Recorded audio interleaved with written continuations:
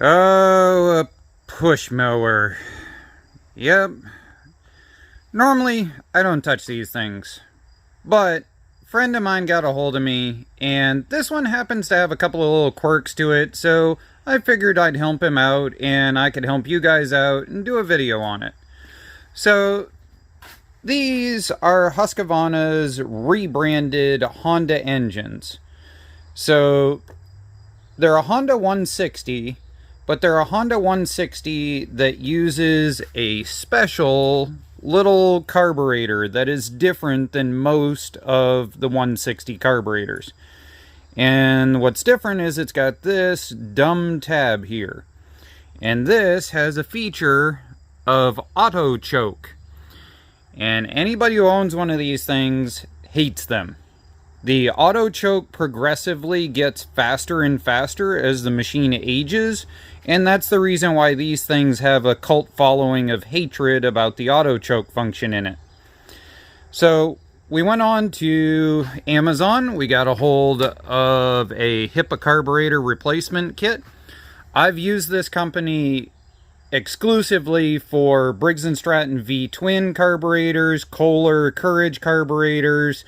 I've used them to fix Husqvarna weed whackers. The company does really great with the carburetors that they do sell. The problem is they pretty much only do 2-cycle stuff and entry-level 4-cycle engines. So if they have the carburetor, buy it from them. If they don't have it, unfortunately, don't be surprised. So the kit comes with the big giant backing plate gasket, this gasket here that's always screwed up because if you don't pay attention, it looks as if it's uniform and it's not. The bolt holes are actually slightly up on one side or down on one side. I don't remember which. We'll show that later when we get in there. Hipa's now making their own spark plug replacements. And I've actually used these on a few different things now. And if all you're doing is puttering around the yard, they work perfectly fine. I wouldn't put it in any racing engines, but, you know, do as you will. It came with a spacer, came with a replacement hose, because on this kind of setup, this hose here doesn't tend to rot out very often, but for some reason this one, when you're messing around with it, inevitably rips and tears open. So that's the reason why most kits, when you buy them, only have this piece of hose, because as long as you don't touch this one, it very rarely melts down. And of course, the carburetor with the auto choke function stick thing on it. Now, if you go to look these up, you need to pay attention to order exactly the one that you need for your unit, because at this point, Honda has, I think it's 4 versions of this, if I remember right. There's at least 3, and I think there's another variant of this, depending on what you're doing. Anyways, we'll get you in the tripod and pop it open. Now, full disclaimer, I was previously in this because I tried to rig it together enough that he could survive another season with this machine. And unfortunately, like a lot of these, they end up with needle seat issues and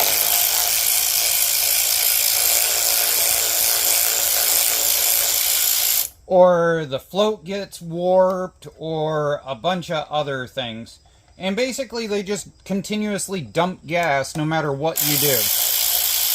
Now, I'm sure that there's somebody that's pounding around on the keyboard telling me that I can go in there and I can clean it out with a Q-tip.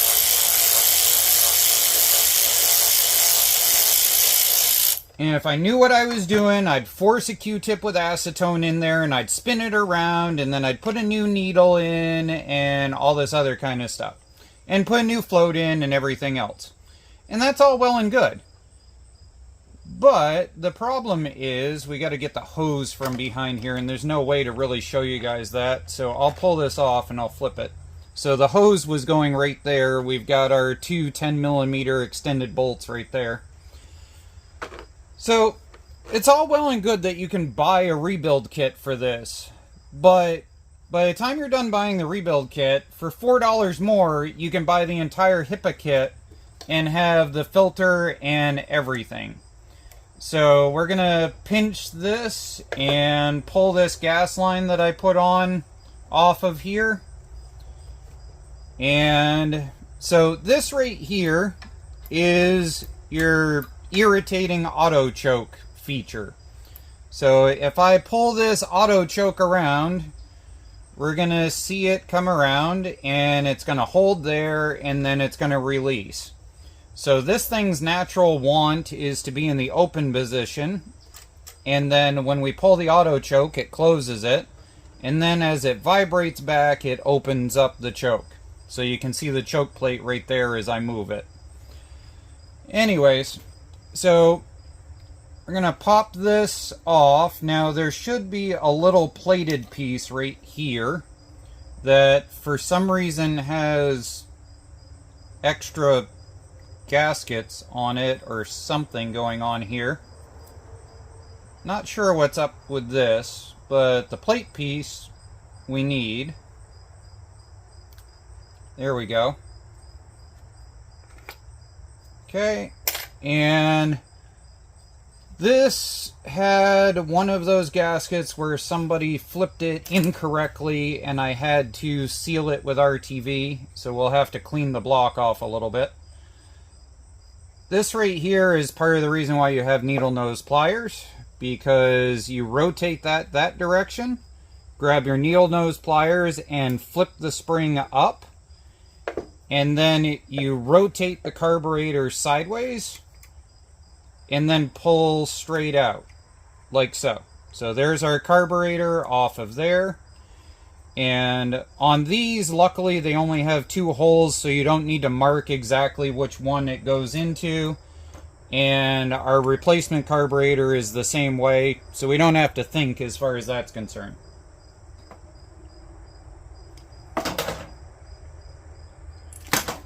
Next, we're going to have our really, really big gasket. And our really big gasket is going to have the small hole to the right-hand side. As you can see right there, small hole to the right-hand side. And then we'll have our plastic piece. And like I said, I'm the one who got in here and RTV'd this, because I was trying to buy him a little bit of time to finish up what he was doing for this year. But it didn't end up working out. So now I get to go and hate myself and try and pop this RTV sealant off. And this, I'm pretty sure, is the reason why it is the kit comes with the plastic spacer, because these things are notorious for issues with blowing out the gasket behind this thing, because Honda really didn't leave much for a sealing surface. Okay, so we gotta scrape down just a little bit to get the RTV off that I put on there, but that's no biggie.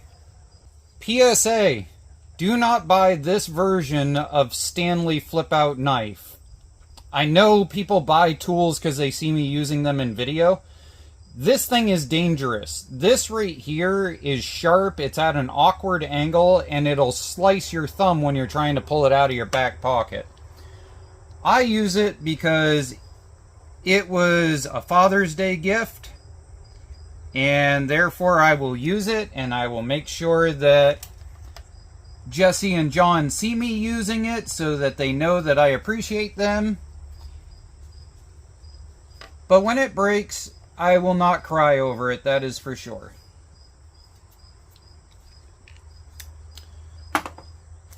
Alright, so let's talk about that gasket, shall we, that we were talking about before.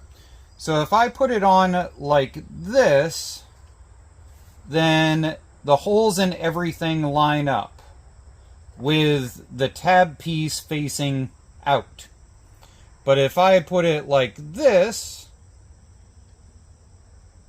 then it'll go together, but it will just barely seal across the upper part, and it'll just barely seal across the lower part, and it'll run for a little while, and then it'll blow that seal out, and then you'll have all kinds of stupid issues. Oh yeah, that's right, you can't do it with the gas line on there. Now I remember. We'll leave that in video for people. Okay, 90 degrees, put it on, flip it up, leave it at 90 degrees, and flip up the spring and put that in, which is way easier said than done because these just plain suck to do.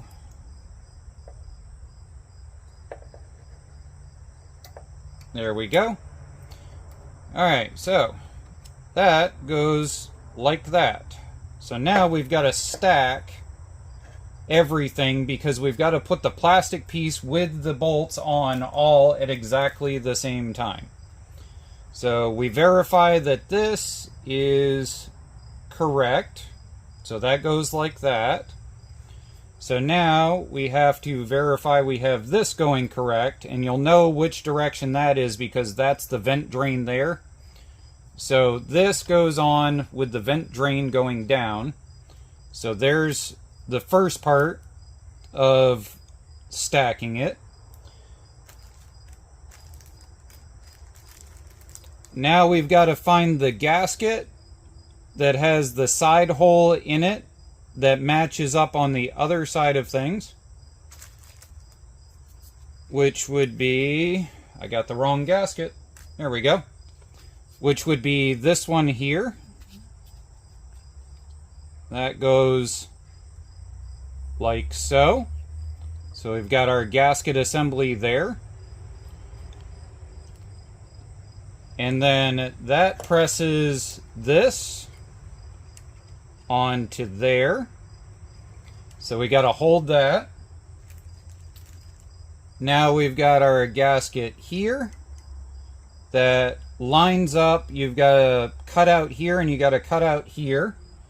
So that is going to line up with the two cutouts. Then we've got our metal press plate, which has two cutouts that you have to line up also. There we go. At this point, we can finally connect our gas because we're finally out of the way of everything. So we connect up our gas. And now here's the thing about trying to shoot this as a how-to video. You have to line that up with that piece there on that side. Because remember, this is our choke assembly that's going to kick things over when we push it, see? So now, right now, you have to hold all of this while sliding these two bolts through it, which there is blatantly no way to really do this correctly to show on video. It just plain is one of those sucky assemblies that somebody came up with that probably somehow worked really good in factory creation, but yet is not cool for the average DIY person trying to do. Come on.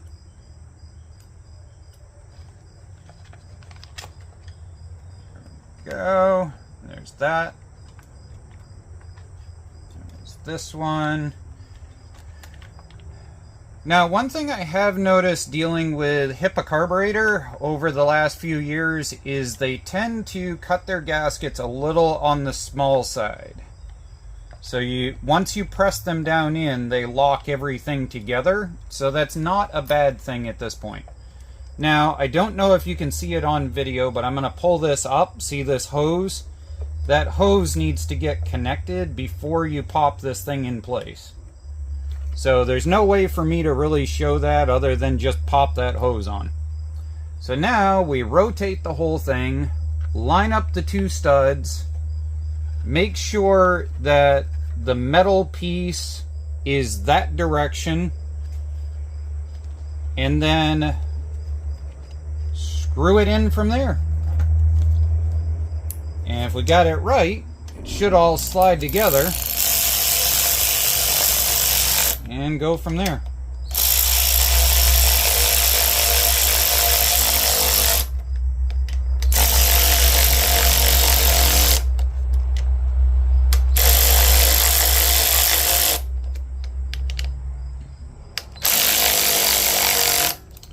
Now, there are going to be people that say that what I should have done was use RTV in order to create a gasket sandwich.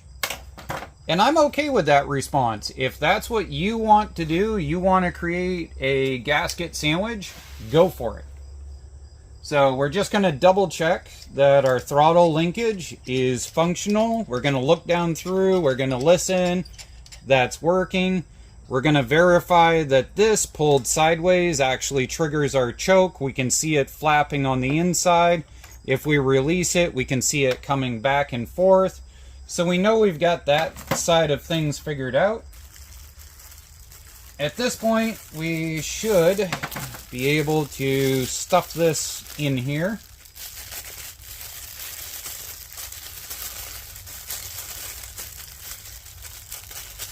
Okay.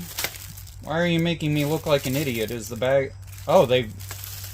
Huh, interesting. They sealed the entire bag all the way around. It wasn't just a pull-out bag. Okay. Stuff that on there. And we'll rip this open. And we'll squishy this down into the lid. Go. And you got to make sure that lines up with that seam right there. And there's that. Okay, we'll put some gas in. We'll see if it starts. Alright, let's see. Hateful auto choke. Should be in the on position, I believe. And here we go.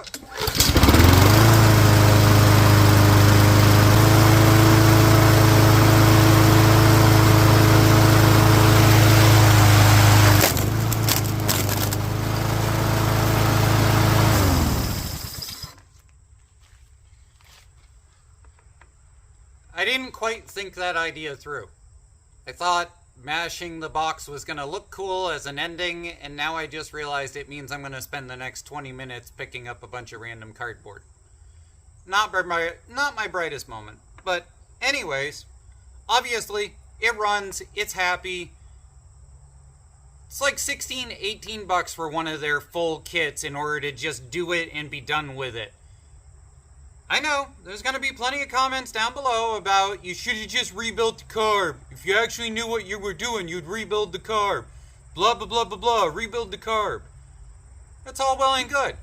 The problem is, every one of those gaskets, when you go to take them off of one of these older engines, they're all going to rip. So then you're buying gaskets, you buy a carb rebuild, and everything. $4 more. You got everything, just slam it together and go mow your grass, and that way the old lady is happy with you, and you're not sitting there dwelling on why didn't it work. You take your pick. Pissed off old lady, or happy old lady that cooks you supper. Whatever works.